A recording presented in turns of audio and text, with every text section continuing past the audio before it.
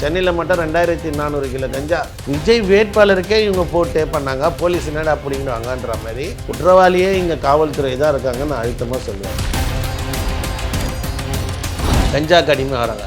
2.5 வயசு குழந்தைலேருந்து வயசுக்கு வந்த பொண்ணுங்கள்லேருந்து வயசான ஆயா வரைக்கும் கற்பழிக்கப்படுறாங்க. ரோட்டில் நடமாடம் இல்லை. இந்த பசங்க எப்படி கஞ்சா இவங்களுக்கு ஈஸியாக கிடைக்குது? பெண்கள் குடிபோதைக்கு அடிமையாகிறது மட்டும் இல்லை, கஞ்சா போதை மாத்திரைகள்லாம் அடிமையாக இருக்காங்க. வக்கீலுங்களே பயப்படுறாங்க. இந்த ஊருக்குள்ளே இவங்கெல்லாம் பார்த்தீங்கன்னா ஒரு பெரிய பெரிய குடும்பம், ஒரு 100 பேரோட வர்றது, ஒரு வீட்டை அடிச்சு உடைக்கிறது. இவங்களுடைய கஞ்சா வியாபாரத்தில் ரவுடிஸ் உள்ளே வர்றது.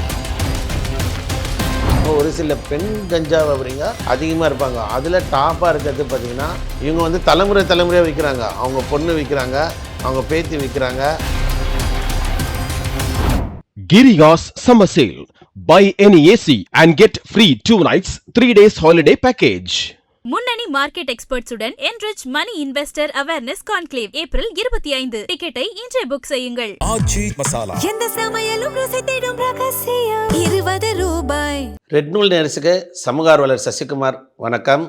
இப்போ நான் பார்த்தீங்கன்னா தமிழகம் முழுவதுமே நம்ம இந்த கஞ்சா, கள்ளச்சந்தையில் மது விற்பனை, இந்த ஊசி கோசம் தொடர்ந்து கம்ப்ளைண்ட்டை கொடுத்துட்ருக்கோம். தொடர்ந்து அது எங்கெல்லாம் அதிகமாக இருக்கோ அந்த டிஸ்ட்ரிக்டில் இருக்கிற காவல்துறைக்கு முறையாக புகார் கொடுக்குறோம். அந்த வடிவில் சென்னையில் பார்த்திங்கன்னா போதை ஊசி மூலம் இன்னி வரைக்கும் ஒரு 5 வருஷத்தில் 20க்கும் மேற்பட்ட பசங்க செத்துருக்காங்க. என்னென்னா ஒரு 16-17 வயசு பசங்களுக்கு சாதாரணமாக போதை ஊசி கிடைக்குது. நம்ம தொடர்ந்து தொலைக்காட்சியில் நிறைய பார்க்குறோம். சின்ன சின்ன பசங்க ரூம் எடுத்து, அதாவது அந்த போதை ஊசியை ஊசி போட தெரியாத கூட அந்த ஊசியை போட்டு பண்ணுறாங்க. அப்படி புளியாந்தோப்பு டிஸ்ட்ரிக்டில் கிட்டத்தட்ட பார்த்திங்கன்னா ஒரு நம்மளுக்கு தெரிஞ்சே 10க்கும் மேற்பட்ட பசங்க சேர்த்தாங்க. நார்த்து மெட்ராஸ்ன்னு கவுண்ட் பண்ணாலே இந்த 5 வருஷத்தில் நம்ம கம்மியாக சொல்கிறது 20 பசங்க இளைஞர்கள் செத்துட்டாங்க. அது சம்மந்தமாக தான் இப்போ நம்ம பேச போகிறோம். என்னென்னா பார்த்திங்கன்னா ஒரு சாபை கேட்டால் அன்றைக்கெல்லாம் பார்த்திங்கன்னா பெண்கள்லாம் ஒரு எப்படி சொல்கிறது, ஒரு பண்புள்ள ஒழுக்குள்ள மனிதராக நம்ம பார்ப்போம், பெண் தெய்வங்களாக வணங்குவோம். ஆனால் இன்றைக்கி நிலைமை மாறி போய் பெண்கள் குடிபோதைக்கு அடிமையாகிறது மட்டும் இல்லை, கஞ்சா போதை மாத்திரைகள்லாம் அடிமையாக இருக்காங்க. இப்போ பார்த்திங்கன்னா ஒரு ரெசார்ட்டுக்கு போயிட்டு ஒரு பெரிய பெரிய ஹோட்டல்ஸில் போனால் அங்கே பணக்கார வீட்டு பசங்க ஒரு சில பேர் போதை மயக்கத்தில் இருப்பாங்க. ஆனால் இப்போ சாமானிய மக்களுக்கு கீழே இறங்குறப்போ சாதாரண ஒன்றுமே தெரியாத ஒரு சின்ன சின்ன குழந்தைங்களாம், ஒரு 13 வயசு பசங்களை சொல்கிறேன், கஞ்சாக்கு அடிமை வராங்க. அப்போ இந்த பசங்க எப்படி கஞ்சா இவங்களுக்கு ஈஸியாக கிடைக்குது அப்படின்னு நம்ம உள்ளே புகுந்து அங்கே போய் பார்க்குறப்ப தான் தெரியுது. அங்கே உள்ளே முழுக்க பார்த்திங்கன்னா பெண் தாதாக்கள். இப்போ புளியாந்தோப்பு டிஸ்ட்ரிக்ட்லேயே பார்த்திங்கன்னா 6 ஸ்டேஷனில், நம்ம திருப்பி சொல்கிறோம், புளியாந்தோப்பில் 6 ஸ்டேஷனில் கஞ்சா அமோகமாக இருக்குது. இதுக்கு காரணம் கல்லான்றது என்னென்னா ஒரு இடத்துல ஒரு இன்ஸ்பெக்டரை கரெக்ட் பண்ணி கல்லா வைக்கிறாங்க. இப்போ புளியாந்தோப்பு P1 ஸ்டேஷனுக்கு கண்ட்ரோலில் KM கார்டனில் கல்லா வச்சுருக்காங்க, 13வது தெரு. அதாவது சாதாரணமாக ஒரு பையன் கஞ்சா அடிக்கிறான்னா ஒன்று அவன் வாங்கி அடிச்சிடுவான், எங்கேயாவது போய் வாங்கி வருவான். முதல்லாம் பார்த்திங்கன்னா சென்ட்ரல் கல்ற சத்யா நகருக்குள்ளே நிறைய விற்றுன்னு இருப்பாங்க. அப்போ அங்கே பார்த்திங்கன்னா சோபாயின்றவர் கல்லறையில் விற்றுந்தார். இன்றைக்கி அவர் இறந்துட்டார், இன்றைக்கி சமீபத்தில் இறந்துட்டார். ஆனால் சத்யா நகருக்குள்ளே நிறைய பேர் இருக்காங்க, கல்லறைக்குள்ளே இருக்காங்க. இந்த மாதிரி நபரில் அங்கே போய் வாங்குவோம். இப்போது அது மாறி சென்னையின் மையப்பகுதியான கமிஷனர் ஆஃபீஸு கண்ட்ரோலில் கீழ்பாக் டிஸ்ட்ரிக்டில் ஒரு சில அந்த G5 ஸ்டேஷனாண்ட விற்கிறாங்க. அதே மீறி இது ஒரு 6 ஸ்டேஷன் 7 ஸ்டேஷன்னா ஒரு ஸ்டேஷனில் பண்ணால் தப்பு இல்லை. அப்படியே பக்கத்தில் புளியாந்தோப்பு ஸ்டேஷன் பண்ணால் இதுதான்டா எங்கள் வாழ்க்கை முறை. நார்த்து மெட்ராஸில் என்ன பெரிய கம்பெனியாக இருக்குது, ஒருத்தன் அச்சிக்கினா தான் துட்டு. நார்த்து மெட்ராஸை பொறுத்த வரைக்கும் ஒரு குடும்ப பிரச்சனை, வன்முறை, இல்லை எனக்கு ஆகலை உனக்கு ஆகலைன்ட்டு போதையில் அடிச்சுன்னு மண்டியை கிச்சுன்னு ஹாஸ்பிட்டலில் உட்காந்துட்டு வந்தால் ஏர் கால்ஸ் போட்டால் கூட போடாமல் கம்ப்ளைண்ட் காப்பி 2 பார்ட்டியும் வச்சுட்டு நீ 10,000 கொடு நான் 10,000 கொடுன்ட்டு ஒரு சில காவல்துறை அதிகாரிங்க பண்ணுவாங்க. அதை மீறி அங்கே என்னடா வருமானம் கேட்டிங்கன்னா எந்த ஒரு தொழில் வளமே இல்லை. அப்படியே தொழில் வளம் வந்தாலும் இடதுசாரியான கம்யூனிஸ்ட்டுகள் அந்த தொழிற்சாலைகளை மூடிடுவாங்க. அதனால் ஏதாவது ஒரு வருமானம்ன்ட்டு பார்த்திங்கன்னா அப்படி வருது. இப்போ நார்த்து மெட்ராஸில் பார்த்திங்கன்னா குறிப்பாக நம்ம புளியாந்தோப்பு ஸ்டேஷனில் அதர் கேஸ்ட்டு, அதாவது இங்கே நிறைய 80% ஷெட்யூல்டு கேஸ்ட்டு மக்கள் இருக்கிறாங்க. அப்போ அதர் கேஸ்ட்டு ஜாதியை சேர்ந்த ஒரு இன்ஸ்பெக்டர் போடுறாங்க. அதோட விளைவு என்னென்னா இந்த சமூகத்தில் இருக்கிறவன் எப்படி வேணாலும் போட்டான்டா, நம்மளுக்கு என்ன வந்தது புரியுதுங்களா, இந்த பட்டியல் சமுதாய மக்கள் நாசமாக போட்டோம் அப்படின்னு அதர் கேஸ்ட் ஆளுங்களாம் போடுறான். அப்போ அவன் என்ன பண்ணுறான், இவனுங்களுக்குள்ள ஆச்சுன்னு சாகட்டும், நம்மளுக்கு கல்லா வந்தால் போதுன்னு ஒரு சில இன்ஸ்பெக்டர்கள் நேரடியாக கஞ்சா வியாபாரி, அதுவும் பெண் கஞ்சா வியாபாரி. இப்போ சென்னையில் பொறுத்த வரைக்கும், தமிழ்நாடு பொறுத்த வரைக்கும் பார்த்தீங்கன்னா, கஞ்சாவை எடுத்துகிட்டு வர்றது வேணா ஒரு ஆணாக இருக்கலாம். ஆனால் பெண்களை விற்க சொல்கிறேன். ஏன் விற்க சொல்கிறேன்னா, போலீஸ் பிடிக்கிறப்ப ஜாக்கெட்டை கிழிச்சிக்கலாம், இல்லைனா புடவையை அவுத்துட்டு போலீஸ் மேலே பழி போட்டுடலாம். ஒரு சில நேர்மையான அதிகாரிங்க போய் பிடிக்க போகிறப்போ அந்த ட்ரெண்டில் என்ன பண்ணுறாங்க, ஒரு சில பெண் கஞ்சா வியாபாரிங்க அதிகமாக இருப்பாங்க. அதில் டாப்பாக இருக்கிறது பார்த்திங்கன்னா புஷ்பா. P4 காவல் நிலையமும் P1 காவல் நிலையமும் உட்பட்ட ஒரு இடத்துல இருக்காங்க. இவங்க பார்த்தீங்கன்னா கிட்டத்தட்ட 10 நாள் டாஸ்மார்க்கு கடை மூடினா கூட இவங்க விற்பாங்க. அந்த அளவுக்கு ஸ்டாக்கை வந்து பண்ணாங்க. காரணம் என்னென்னா, அந்த ஊரில் கிட்டத்தட்ட ஒரு 10-15 வீடு இவங்களுக்கு இருக்குது. இவங்க வந்து தலைமுறையாக விற்கிறாங்க. அவங்க பொண்ணு விற்கிறாங்க, அவங்க பேத்தி விற்கிறாங்க. இப்போ இந்த காணொலியை பாருங்கள். இந்த காணொலியில் கஞ்சா விற்ற பணத்தில் இவங்க எவ்வளோ ஆடம்பரமாக இருக்காங்க பாருங்கள். நீங்கள் பார்த்த இந்த காணொலியில் இவ்வளவு பணத்தை போட்டு கட்டிலில் படுத்துங்கன்னு என்ன யாருமே பண்ண முடியாது. இன்டெலிஜென்ஸ் ரிப்போர்ட்டே அங்கே வந்து ஒன்றையும் போக மாட்டேது மேலதிகாரிக்கு. ஜாயின்ட் கமிஷனராக இருக்கட்டும், கமிஷனராக இருக்கட்டும், ஒரு நடவடிக்கை இல்லை. அதுக்கப்புறம் பார்த்திங்கன்னா வேலழகியும் நானும் வந்து கவுண்டர் தானே, நானும் இந்த ஊருக்குள்ளே இருக்கிறேன்ல, எனக்கு போலீஸ் தெரியாதா, எங்கள் கூட பிறந்த அக்கா வந்து எந்த கட்சியில் இருக்கிறாங்க தெரியல, அவங்க யார்கிட்ட இருக்காங்க தெரியல அப்படின்ற மாதிரி அவங்கள ஒரு கவுண்டர் கொடுக்குறாங்க. அதுக்கப்புறம் இந்த வேலழகிக்கு ஆப்போசிட்டாக இன்னொருத்தங்க இருக்காங்க, முருகம்மாவுடைய பொண்ணு. சமீபத்தில் நான் சொன்னேன் முருகம்மா படுகொலை ஆனாங்கள திருவள்ளூரில், அவங்களுடைய பொண்ணு குணான்னு. அவங்களும் வந்து நானும் என்ன இந்த ஊரில் தானே இருக்கிறேன், நானும் கவுண்டர் கொடுக்குறேன்னு பண்ணுறாங்க. அப்போ என்னென்னா, இன்டெலிஜென்ஸ் என்ன பண்ணுறாங்க, இப்போ நம்ம கேட்கக்கூடிய கேள்வி ஒன்று தான். உளவுத்துறை புளியாந்தோப் டிஸ்ட்ரிக்டில் என்ன பண்ணுறாங்க? 12 பேரில் 2 பேர் தாங்க நல்லவன், 3 பேர் தான் நல்லவருங்க. மீதி இருக்கிறவங்கெல்லாம் தலையை சொஞ்சிட்டு போய் நிற்கிறாங்க. எவ்வளோ அசிங்கமாக இருக்குது. பப்ளிக்கில் வந்து சொல்கிறாங்க, சார் போலீஸ்காரங்களே வந்துட்டு போகிறாங்க சார், இங்கே என்ன பண்ண முடியும். காலையில் நான் இப்போ ஒயின் ஷாப் மூணுன்னா அடுத்த 10 மணிக்கு மூடுறாங்கன்னா 10:01க்கெலாம் இவங்க ஸ்டார்ட் பண்ணிடுறாங்க. விடிய விற்கிறாங்க. நீங்கள் 2 மணிக்கு போனால் கூட 2 இட்லி, மீன் குழம்பு, போட்டி வறுவல், சைடிஷ்டு. எதுக்கு இந்த கள்ளச்சந்தையில் மதுரை. சரி, நீங்கள் சரக்கு விற்கிறீங்க, கவர்மெண்ட்டே விற்குது, கவர்மெண்ட் மூணுனோடனே நீங்கள் விற்கிறீங்கன்னா பரவாயில்ல, ஒரு பக்கெட்டி நிறையா பேக் பண்ண கஞ்சா வந்து விற்கிறாங்க. அப்போ என்ன அது, இந்த கஞ்சா போதையில் தான் இந்த மாதிரி விஷயங்கள் நடக்குது. 2.5 வயசு குழந்தையிலேருந்து வயசுக்கு வந்த பொண்ணுங்கள்லேருந்து வயசான ஆயா வரைக்கும் கற்பழிக்கப்படுறாங்க. ரோட்டில் நடமாடம் இல்லை. அப்போ அந்த ஊருக்குள்ளே வந்து இவங்கெல்லாம் பார்த்திங்கன்னா ஒரு பெரிய குடும்பம். வக்கீலுங்களே பயப்படுறாங்க. நம்ம எதனா சொல்ல போய் கம்ப்ளைண்ட் கொடுத்தா நம்ம வீட்டுக்கு வந்து வர்றது ஒரு 100 பேரோட வர்றது, ஒரு வீட்டை அடிச்சு ஓடிக்கிறது. அந்த வீட்டில் இருக்கிற டிவி, ஃப்ரிட்ஜு எல்லாத்தையும் அடிச்சு ஓடிச்சிட்டு, அதாவது புள்ளக்குட்டியோடு வந்து ஒரு வீட்டுக்கு வர்றது, வந்து அடிக்கிறது.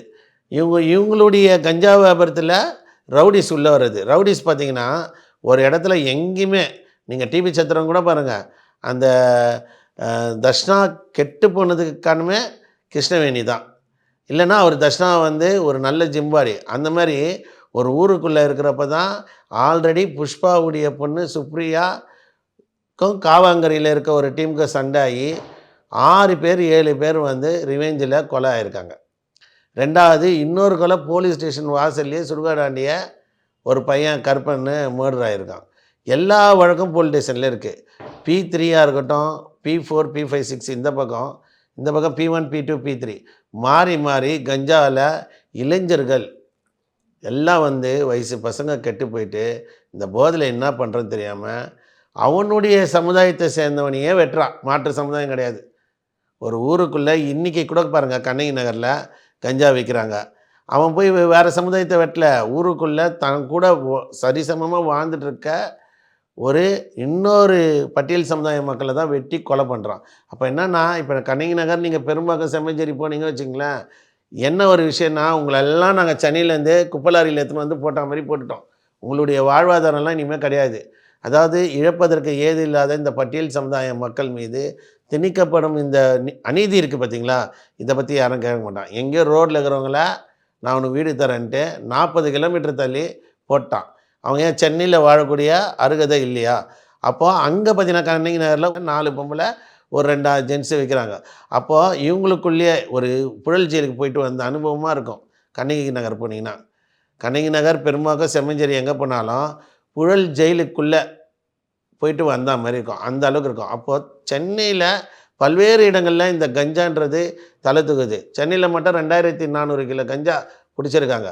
நம்ம தகவல் அறியும் உரிமை சட்டத்தில் இதை பற்றி நம்ம கேட்குறோம். சார், நீங்கள் பிடிக்கிற கஞ்சாலாம் முறையாக என்டிபிஎஸ் கோர்ட்டில் போடுறீங்களா? அது உடனே இவங்க என்ன பண்ணுறாங்க, எல்லாமே நாங்கள் பிடிச்சி நீதிமன்றத்தில் ஒப்படைக்கிறோம். சிலது வந்து நாங்கள் எரியூட்டுறதுல இந்த மாதிரி ஆவடி, அம்பத்தூர் இந்த சைடில் போய்ட்டு எரியூட்டுறதுல பண்ணுறோன்னு சரண்டர் ஆகிக்கிறாங்க. ஆனால் டோட்டல் லிஸ்ட் என்னென்னா, ஒரு சில காவல் நிலையத்தில் பிடிப்பட்ட கஞ்சாவையே எடுத்து ரகசியமாக ஒரு சில காவலர்கள், சில கற்பாடு, ஒரு ஸ்டேஷனில் 30 பேர் இருக்கிறாங்கன்னா நம்ம எல்லாருமே சொல்ல, ஒரு சில கற்பாடுங்க இந்த கஞ்சா வியாபாரியோடு இணைஞ்சுக்கின்னு ஸ்டேஷன்லேருந்தே திருடி கொடுத்து சேனலெல்லாம் வந்திருக்கு, நீங்கள் பார்த்துருப்பீங்க. அதனால தான் சொல்கிறேன், இப்போ புளியாந்தோப்பு டிஸ்ட்ரிக்டில் ஒரு பொம்பளைங்களை கூட கண்ட்ரோல் பண்ண முடியல. ஒரு வெக்கக்கடான விஷயம். கேட்டால் தமிழ்நாடு காவல்துறை டாப்பில் 2வது இடம், இந்தியாவிலே 2வது இடம், வேர்ல்டுலேயே 2வது இடம் அப்படின்னு சொல்லிக்கிறாங்க. ஸ்காட்லாண்டுக்கு அப்புறம் நம்ம காவல்துறை தான் அப்படின்னு சொல்லிக்கிறாங்க. நான் தைரியமாக சொல்கிறேன், காவல்துறை ஒவ்வொரு ஏரியாலையும் தன்னுடைய கடமை, ஒரு இன்ஸ்பெக்டர் கண்ட்ரோலில் அந்த ஏரியா கண்ட்ரோல் வரணும். ஒரு ஊரில் ஒரு குடும்பத்தை அழிச்சா ஊர் நல்லா இருக்கணும்னா ஏன் அழிக்க மாட்டீங்க?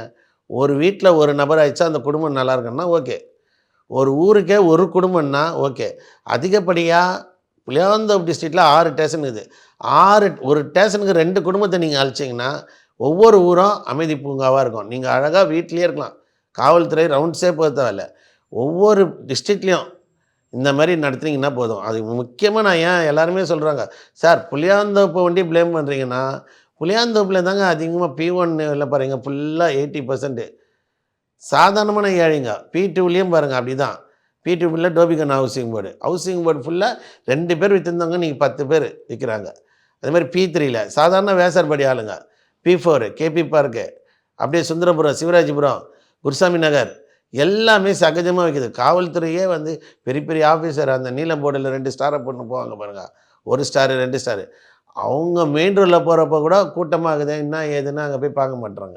இப்போ என்னென்னா, இந்த P4 லிமிட்லேயும் ஆகுது. அப்போ இந்த டிஸ்ட்ரிக்ட் ஃபுல்லாகவே நம்ம கன்வர்ஷன் பண்ணி தான், வேறு எந்த டிஸ்ட்ரிக்ட்லேயும் தமிழ்நாட்டில் இந்த அளவுக்கு ஒரு 6 ஸ்டேஷன்லேயும் கல்லா. இப்போ அதுக்கப்புறம் நான் சொல்கிறேன், இந்த பணத்தை போட்டு இந்த பொண்ணு ஆனது மட்டும் இல்லை, இந்த அளவுக்கு அவங்க கொழுப்பேற்றாங்கன்னா, இப்போ சமீபத்தில் எழும்பூர் வேட்பாளர் விஜய் கட்சியில் வராங்க, அந்த காணொலியை பாருங்கள். இந்த காணொலியிலையும் பணத்தை இறக்கிறாங்க. இப்போ ஏற்கனவே பணத்தில் கட்டிலில் போட்டுன்னு 10 போலீஸுக்கு சொல்லியிருக்கோம். விஜய் வேட்பாளருக்கே இவங்க போட்டே பண்ணாங்க, போலீஸ் என்னடா அப்படிங்கிறாங்கன்ற மாதிரி அவங்க இருக்காங்க. அப்போ என்னென்னா, சரௌண்டிங்கில் ஒரு பெண் அதை மொத்தமே ஒரு 20-24 பேர் தான் இருப்பாங்க.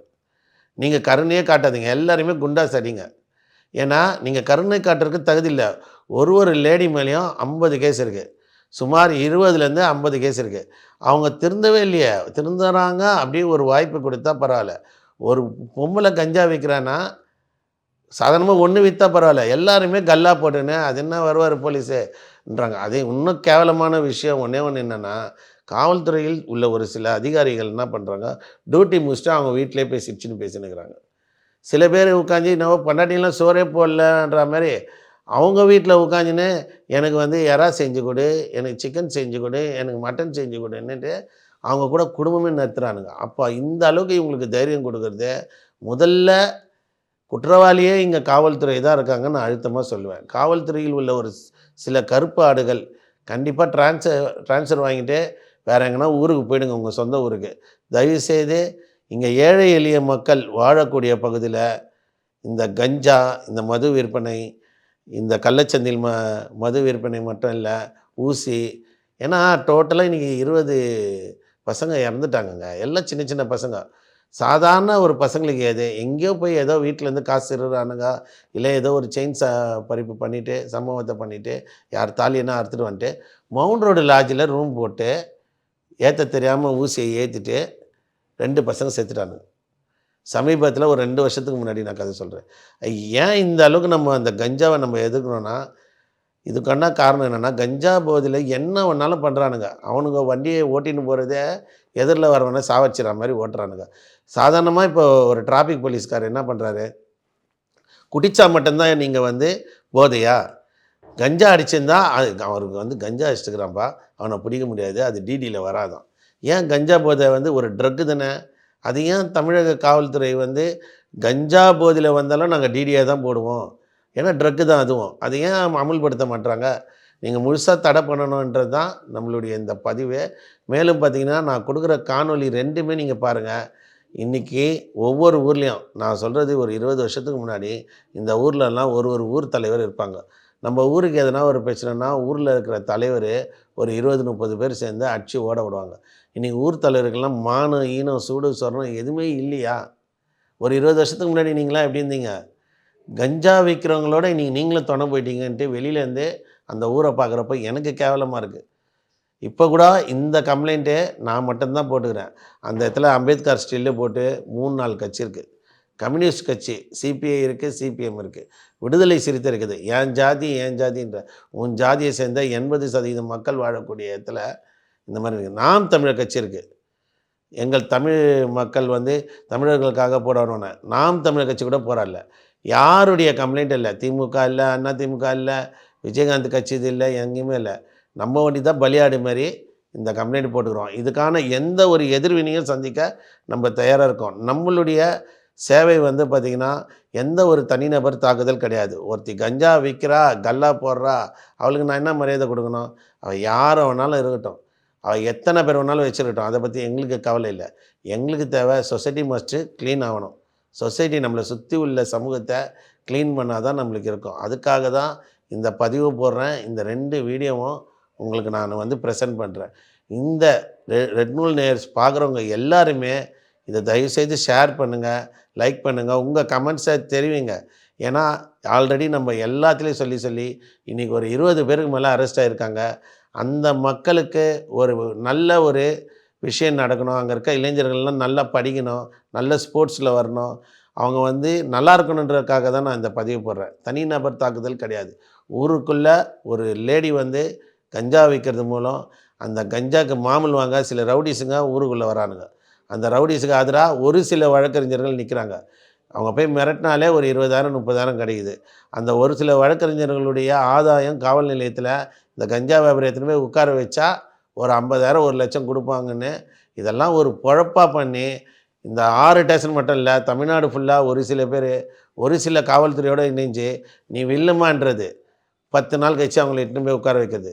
நான் பேசி இட்டுன்னு வந்துட்டேன் ஏசிடிசி கிட்டலாம் ஒரு 30 ரூபா கொடு, 50 ரூபா கொடுன்றது. இவங்க என்ன பண்ணுறாங்க, ஒரு நாளைக்கு ஒரு கஞ்சா வியாபாரியுடைய கவுண்டர் வந்து 2 லட்ச ரூபா. தயவுசெய்து கேளுங்க, ஒரு கவுண்டர் வந்து 2 லட்ச ரூபா, மாதம் 60 லட்ச ரூபா சம்பாதிக்கிறாங்க. அதில் 10 லட்ச ரூபா எடுத்து வச்சா கூட தன்னை காப்பாற்றிக்கிறாங்க. தன்னை காப்பாற்றின்னு பணத்தில் மழையில் அப்படியே நினைகிறாங்க. அந்த பணம் வந்து அந்த ஏரியா ஃபுல்லாக ஒரு 15-20 வீடு வாங்கியிருக்கிறாங்க. தேவைக்கு சொல்லக்கூடாது, தனிநபர் ஒழுக்கமும் இல்லை எந்த லேடிக்கும். எல்லாம் வந்து என் புருஷன் போயிட்டா கூட பரவாயில்ல, எனக்கு இருக்கான் வேறு ஒருத்தன்னு அப்படின்ற கட்டத்துக்கும் போய் இருக்காங்க. அதனால் இதை நம்ம வந்து சொல்கிறோன்னா சமூகத்துடைய அக்கறையோடு தான் சொல்கிறோம். இவங்கெல்லாம் திருந்த மாட்டாங்க. தயவுசெய்து காவல்துறை அதிகாரியாக வந்து இதை பார்த்துட்டே இருக்காங்க. இப்போ சமீபத்தில் கூட நான் இன்டெலிஜென்ஸ் ரிப்போர்ட் போடுறேன், ஐஏஎஸ் எல்லாம் நான் சொல்லிட்டேன்ப்பா, மேலே போடலன்றாங்க. நம்ம சென்னை கமிஷனர் இது வரைக்கும் நடவடிக்கை எடுக்கலை. அவர் வந்து எப்படி சொல்கிறது, ஆட்சியாளர்களுடைய அழுத்தத்தால் நடவடிக்கை எடுக்கலையா இல்லையா தெரில. இன்றைக்கி நம்ம பேசினுங்கிற நேரத்தில் சென்னை கமிஷனரும் ட்ரான்ஸ்ஃபர் ஆகிட்டார்.